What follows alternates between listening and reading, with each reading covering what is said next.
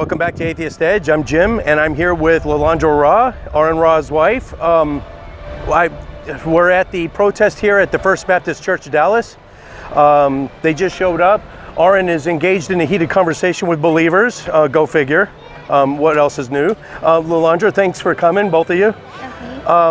I've been seeing you in local and state level government buildings a lot.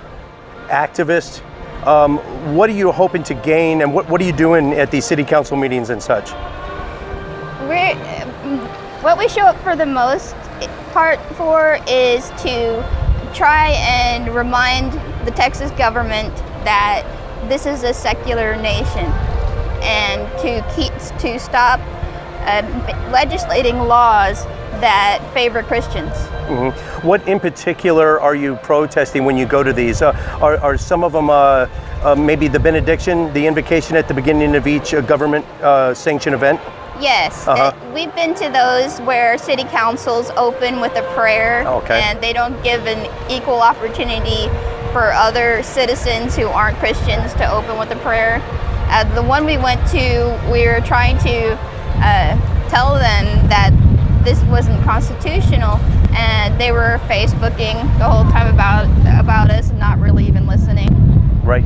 Have you had any successes where you actually did win the right to open up, do an invocation for a city council or a state legislative meeting?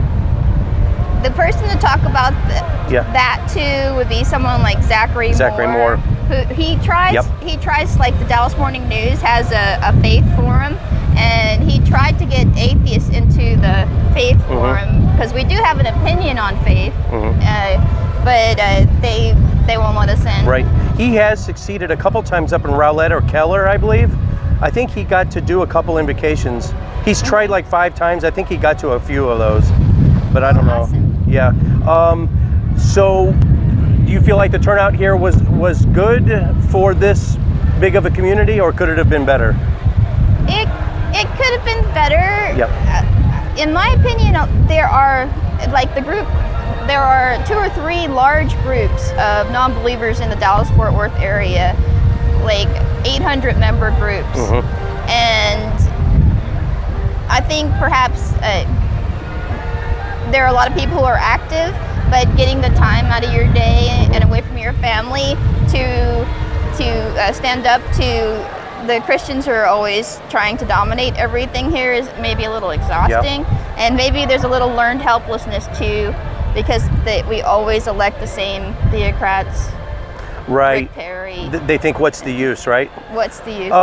And do you think just because we are non-believers that we're harder to organize? I've heard that argument that it's kind of like herding cats or washing a cat, that we think so independently that it's hard to get us to organize. It's true. If you look at surveys, most atheists and non-believers are progressive.